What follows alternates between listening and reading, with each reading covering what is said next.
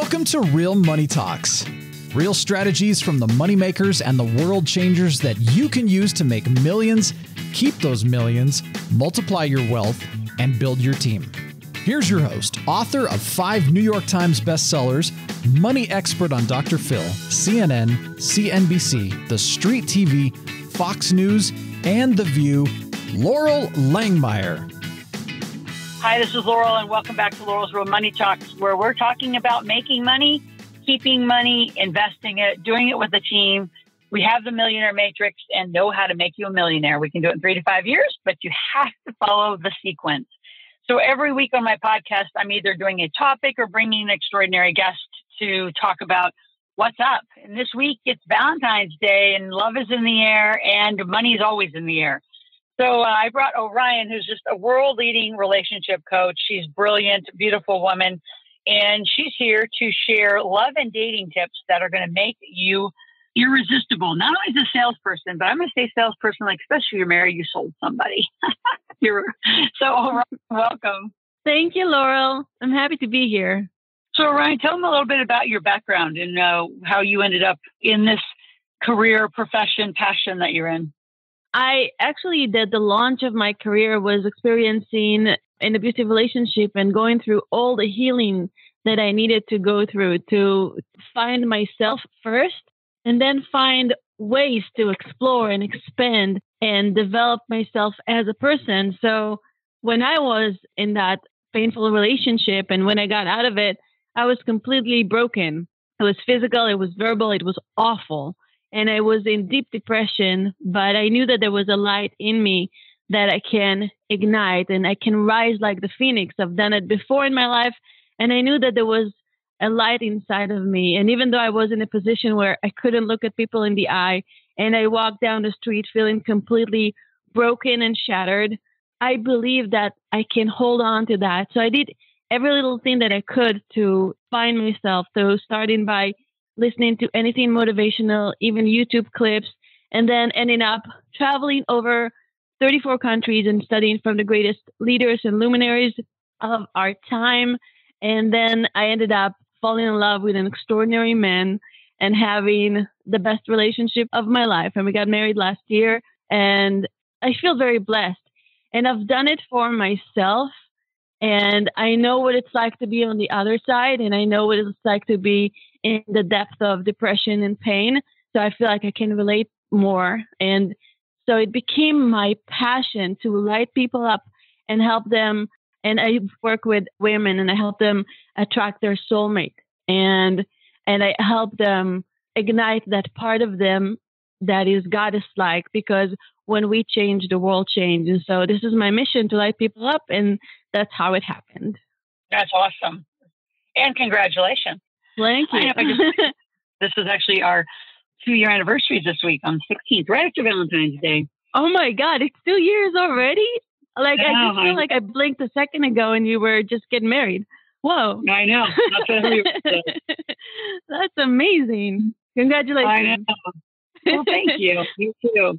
So let's jump into this. How is manifesting your ideal relationship, like building a business? So what we want to do on our conversation today, for those of you listening, is tie the relationship pieces to money. Not, upward of 90% of divorces happen because the money and love conversation don't happen. So we're going to do some parallels in that. So how is manifesting that ideal relationship like building a business? Well, first you have to create a business plan. And in the dating world, it's creating a vision for your dreams, because if you don't know where you're going, you will end up in a different place than where you want to be. So you want to get clarity on your vision. And just the way you have clarity on your product and clarity on where you want your company to go, you have to have a business plan for love. And so you want to focus on what you want, and you want to do a market research. You want to create your avatar. You want to, who is your ideal client? What do they look like? Where do they hang out? You want to know where they hang out so you will know where to find them. So in the dating world, it's go and hang out wherever your dream partner is. And in the business world is go and hang out where your avatar is. Go and when you do Facebook ads, you target your avatars and where they are online. And in the physical world, you go to conferences where your avatar is and you promote your business there. And then you want to look at your branding in the dating world is how do you appear? Like, what do you wear? What do you show up as? What type of person are you showing to the world? So what type of clothes do you wear? Yeah. So your branding in your business is your website. Is it a beautiful new website, or do you have professional photos online, or are they outdated or some selfies that you took? Because it takes it takes about 3 seconds for people to see your photo and judge you online and also in real life. People judge you on your appearance. So your online presence should be beautiful and should be powerful and you want to always seem larger than life. And you, Laurel, you always look larger than life. That's why beyond your expertise and everything you achieved in your life, it's the way it's you radiant this like, I am big, I am powerful, and people gravitate towards it. People want that. And so the business presence online is really important. And also in your sales conversation, it's that energy that you bring with you, because 93% of our communication is nonverbal. And then, if you are not larger than life yet, you want to look at your product development as a person and as a business person, and they both go together, because when you develop yourself as a person, you do better in business. So talk more, because what you're talking about is really marketing similarities. So how you market yourself to potential mates is also marketing yourself in business. And what I love about this conversation and how you blend it is, I always say in every one of my books, you don't have a personal life and a professional life, you have a life. And I think what you're saying to people is, however you show up anywhere is how you're going to show up everywhere. And there is similarities. I mean, I know people who have relationships and they behave, act, and it's very, very different than when they turn on like a different part of themselves and show up professionally. And I always talk with them. I think, God, it sounds like a lot of work to have two lives. So similarities of marketing together from the mates to the potential clients, because it is very similar. Right. So I love what you're saying, because the person that you are is the person that you are everywhere. And if you have to keep two different personas, it's totally hard to do. It's hard work. It's almost like, and then people feel like they have an imposter syndrome in their business because they don't bring their true, genuine self to the business world. And it's the same in dating. You don't want to date somebody new and try to appear like somebody you're not, because you can't hold this facade for so long. And, people are smart and people can see through you. And like I said, it's that nonverbal communication. And actually, when you bring, and you see that people like Gary Vaynerchuk or Marie Forleo or all the leaders that are rising, it's more about the personal connection, and it's about being genuine. And it's about showing the people who you are.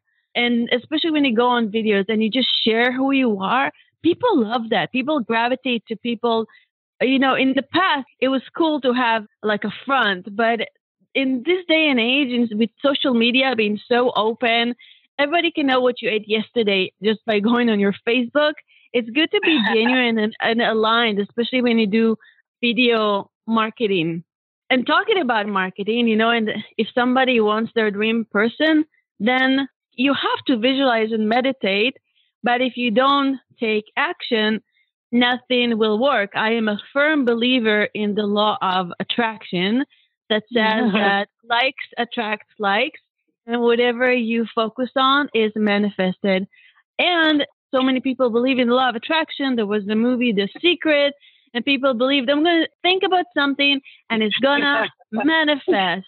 And even my mentor, Dr. Martini, who was interviewed on this film, said, they did an 8-hour interview and they only showed 5-minute clip of what I said. So what was missing is the fact that there are other universal laws beyond the law of attraction.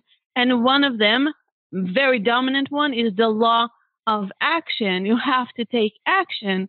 in the dating world, that means getting out of your house and going out, hanging out where your prospect is, your ideal avatar is, and maybe going to the conferences they go to. If it's, single ladies, totally go to like marketing conferences because there's so many single guys there. And guys, go to women's conferences because the women are there. And when you're the only guy, they're like, you're in high demand. I'm going to code them as tips. So let's just keep going down a list of like dating tips that are going to also perfect their sales. Because again, similar what you're doing to get out there in the action. And, I have to just comment on DeMartini. I was interviewed for 40, I don't know. But it's funny to hear him say how long. We were all recorded for a very long time. And then we each get, 2 seconds of fame on that film. But there was a lot left out and the action piece was left out. So let's do actionable tips. So how dating tips also similar to sales tips because they are kind of the same because you are selling yourself. So let's go down some tips. Rejection. People hate rejection. I hate rejection. I still work on my fear of rejection. Wendy Williams said, don't stop dating, just date because you have to kiss many frogs before you find your prince. It's the same thing with freaking dating. You have to go out there and try. Some people have a thicker skin. Some people are more emotional based and they get hurt when somebody rejected. They take it personally. Do not take it personally and know that it's actually not about you. But what is about you is if you want to be successful, it's almost like the universe is testing you. Like how many times are you willing to go out there and try before you give up? Because so many people give up just a moment before they have their big break. So never give up. Yep. And if you get rejection, just keep going. And then follow up. Somebody, quote unquote, rejected you. In the sales world, I think it was Jim Rohn that said that the money is in the follow up. So keep following up with your prospects because, sometimes it's not the right time or they don't have the money at the time.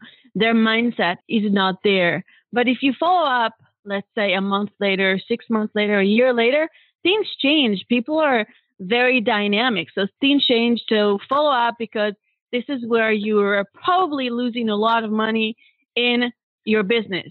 Also in the sales process, premature marriage proposal. So when you meet a prospect, you don't say, hey, nice to meet you. Do you want to get married? You want to build a relationship. You want to make it about them. You want to get that knowledge of what do they want. Let's say you go on a date and you just keep talking about yourself and talking about yourself and talking about yourself and talking about yourself. And the other person just sits there and stares at you. And it's like, what does he or she want from me? You are more interesting when you are interested. So be interested in your clients first and just zip it and just listen. And the better listener you become, the better salesperson you become. So you want to really listen and also listen to the nonverbal cues, to what they are telling you in between the lines. Listen to what they are saying and then answer them using their own language. So you want to mirror and match their language. If they say, I really need somebody to help me with X, Y, and Z, then don't change the order. Just say like, this is exactly what I do. I help you with X, Y, and Z. Use their own language and reflect it back to them so they will feel like they are gotten and they are listened to. And listening is key in any relationship. Also, cold calls are like blind dates. Sometimes it works. Sometimes sometimes it doesn't. And you don't want to go into, it's hard. Blind dates are hard. It's going to be easier if you're going to do the work before, like having that good presence online where people that come to you are coming to you through a funnel. And by the time they come and end up talking to you, they are more of like hot leads, right? Rather than just cold. Hot is always better than cold in my eyes. I like it hot.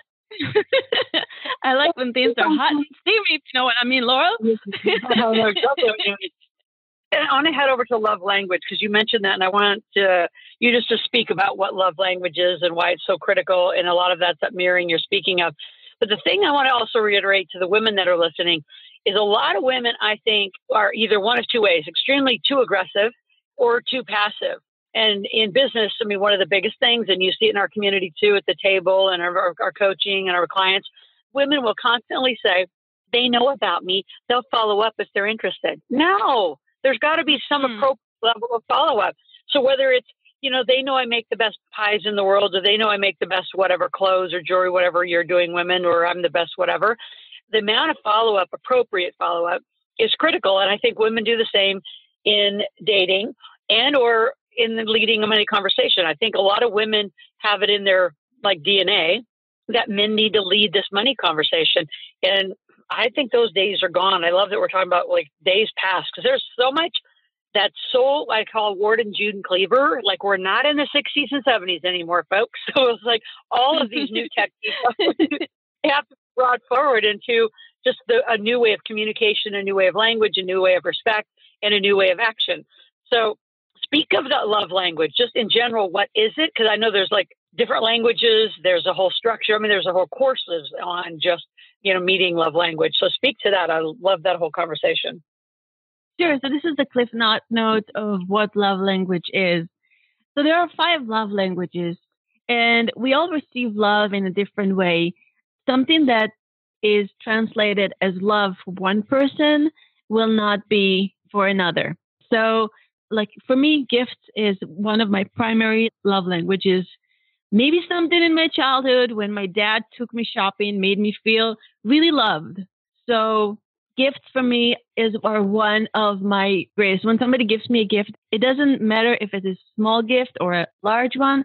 I feel loved and cherished. For other people, it's word of affirmation. Some people feel loved when they are being told, I love you. You're my soulmate. You are a great person.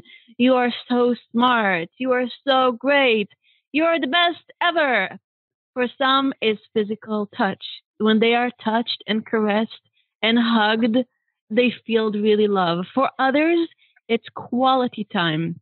If you spend quality time, and quality time does not mean spending a lot of time with a person.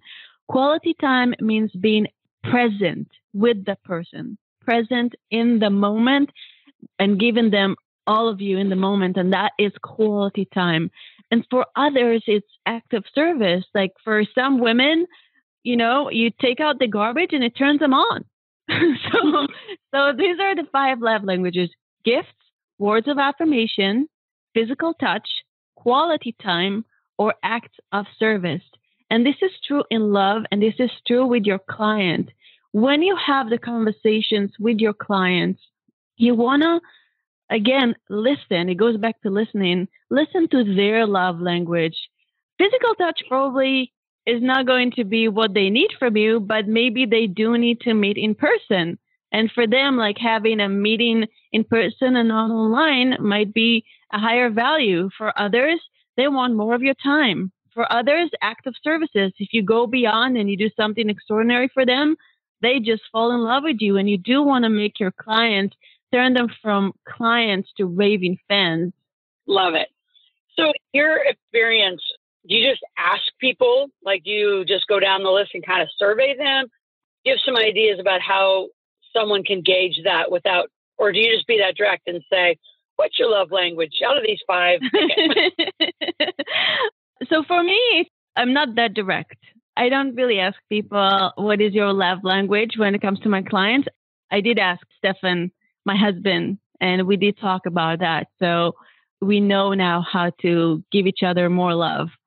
With clients, I think the first step is a pre-consultation questionnaire where you ask those questions in a clever way to know what they need. And it can be as simple as, on a scale of 1 to 10, what is your expectation in this and this area?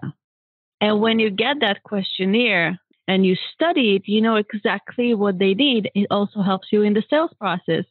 Because if they say, I really like meeting in person, so when you sell to them, you say, And this is exactly what I do. I meet with you in person once a month, if it's a local business, and if you can actually provide that. And it helps you in the sales process. It helps you with the relationship. If they need words of affirmations, then you have to tell them, wow, it's so great. I love the progress we're doing together. You just want to be in tune to what they need.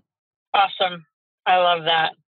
Mm-hmm. So, Orion, we only have a few more minutes, but I want you to talk about, how do you forge that long-term commitment? Not only with your, the relationship, you're going on your first year or so, with Stefan, I'm with Jason, we plan on this being, our lifetime marriages. So what are some of those techniques, those things where you actually have that commitment for the long term with your mate and your clients? Because there are some techniques to that. There are. So I believe that gratitude is the best attitude. And one thing that I do with Stefan every night before we go to bed, and this is something that I've learned from Harville Hendricks, is we always say 3 things to each other that we love about each other, that we are in gratitude. It can be as simple as, thank you for feeding the cat, or as large as, thank you for doing this amazing thing for me. And we can also say just, thank you for being present with me. Thank you for whatever. Thank you, thank you, thank you, thank you, thank you. Because our brains are wired to look at what is missing.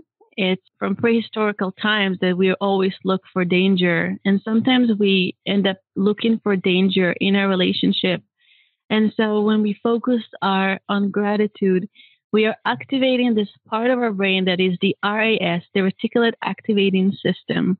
And you know how when you buy a new car, you see that model everywhere, even the same color, it's the same thing. That means your RAS is turned on. So this gratitude practice will turn on your RAS for love and for you to remember why you fell in love with that person and how amazing and adorable and outstanding that person that you are with is. And you want to do it, you do it with your clients, and gratitude goes a long way. You can write a love note to your client.